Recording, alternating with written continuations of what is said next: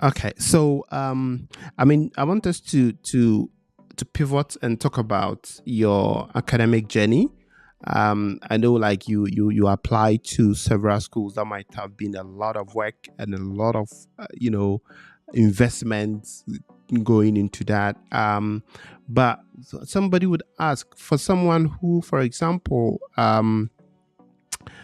is doing incredible work in Ethiopia, appearing in multiple media platforms, talking about your passion and all that. What really inspired you to kind of say, I think I need a master's in public health, or I think I need to get the best training in the field of public health? What has really inspired you to study abroad? Yeah, it's a very good question because before I came here, I had a lot going on back home. I was, in a good journey, so it kind of I needed to make a decision. If I stay, it's going to be a completely different path, and if I come here, it's also going to be a completely different path. So, for me, I think being in medical school when I was an intern, seeing all, uh, so I went to a tertiary hospital, so the medical school was a tertiary hospital too. So a lot of like referrals were coming to our hospital, and I saw just like how a lot of problems were not just, as I mentioned, about just specifically infectious disease or like healthcare, but it was also about management and leadership and how healthcare equity was dealt with and things like that. So Yeah. it always stayed with me. And also, again, working in the Ministry of Health, I saw how much impact the ministry had and like how it was really affecting people's lives positively, and how like the people in management and in leadership positions and making decisions and policymakers were really impacting a lot of people's lives. So it always stayed with me, even though I went into nonprofits and even though I went into communication work, it stayed with me. So I think my time during my internship in medical school and then my stay in the Ministry of Health really made me say public health is like the place to be to make an impact. I am a person who believes in like large scale impact, Yeah. population impact.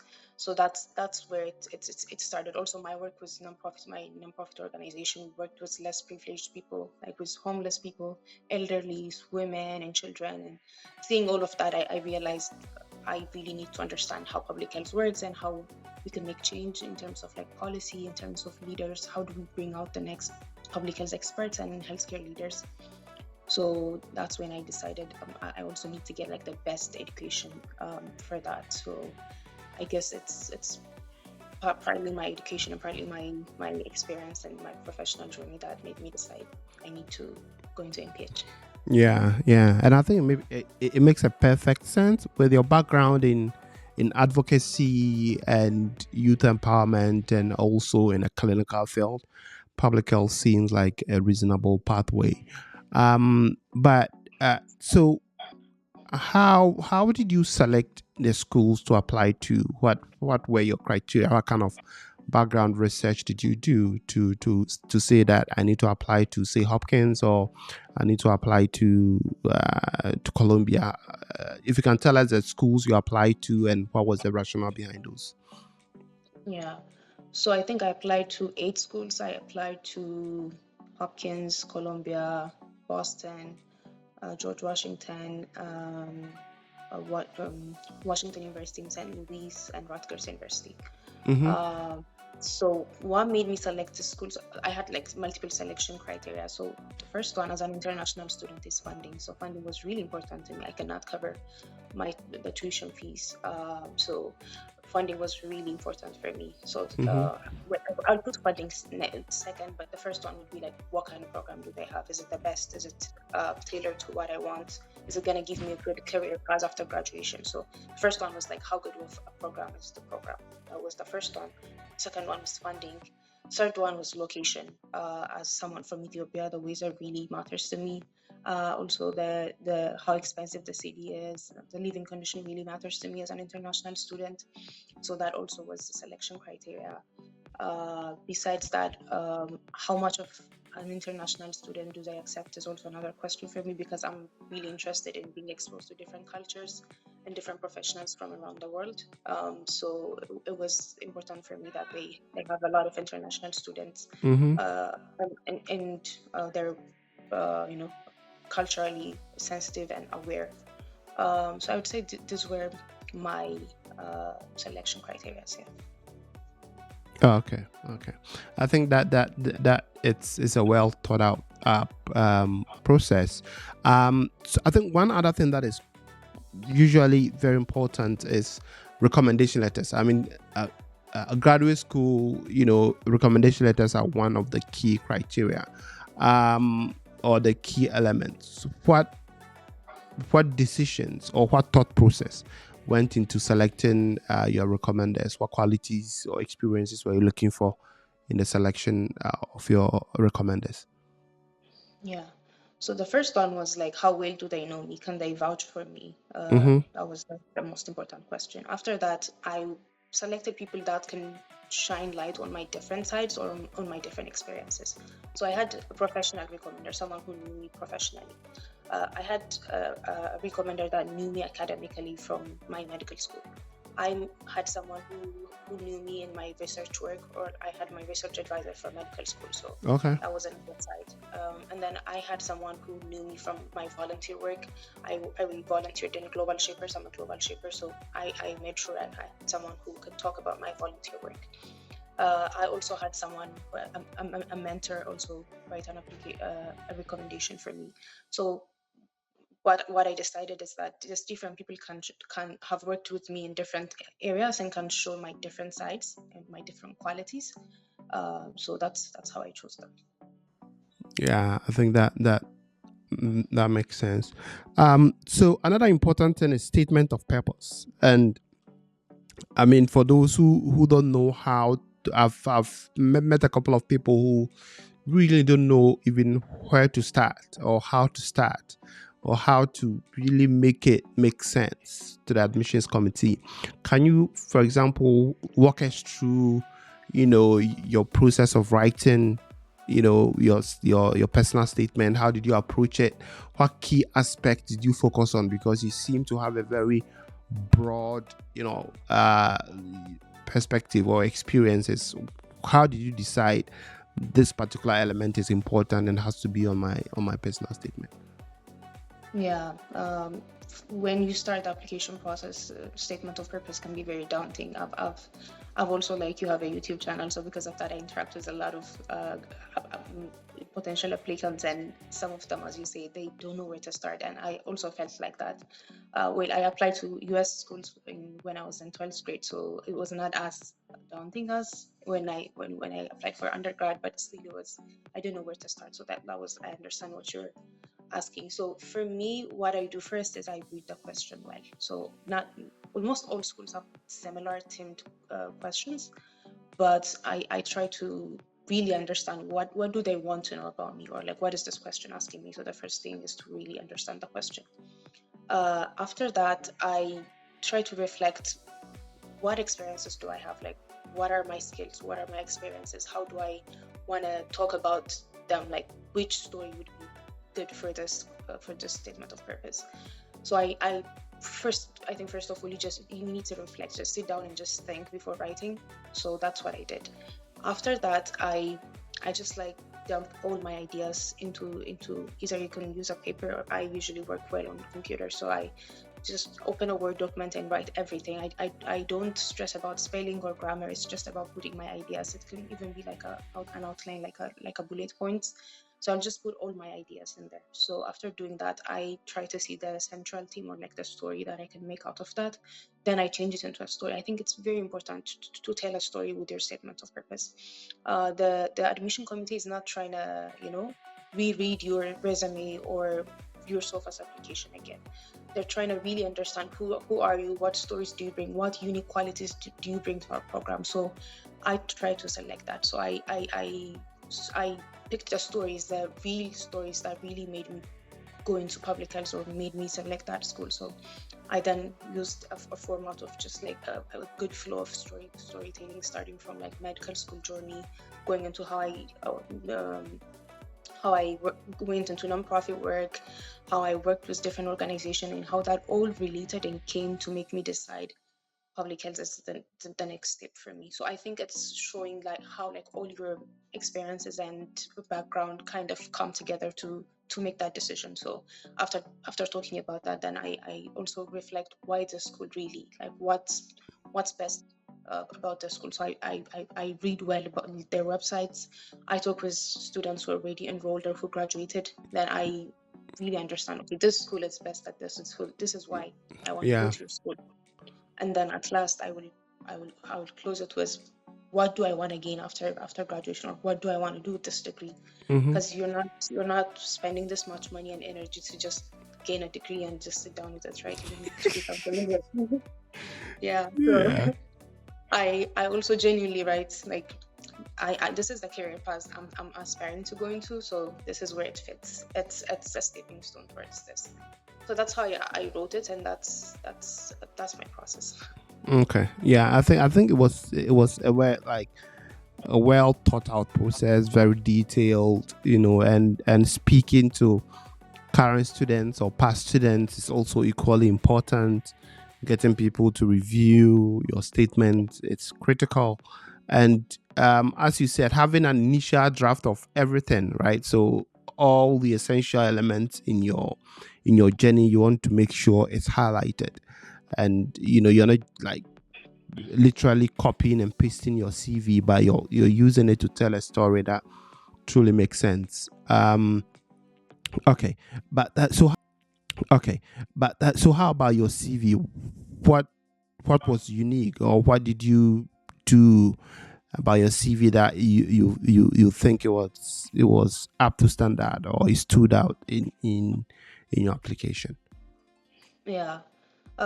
Something that looks easy but or like can be forgotten is just as easy as choosing a good template. Because in Mm-hmm. Ethiopia we have this saying where you're not gonna eat something that doesn't look good. Like they're not gonna. These are like human beings. They're not machines, right? Admission Yeah. committees. They're human beings, so they want to see something nice. It needs to be well organized. So I started with choosing a very good template because that can make my work very easy. So that's one thing I did. Then I avoided just like generic words. I really chose words, or like I put the experiences that are specific to me and that I can actually have evidence for it.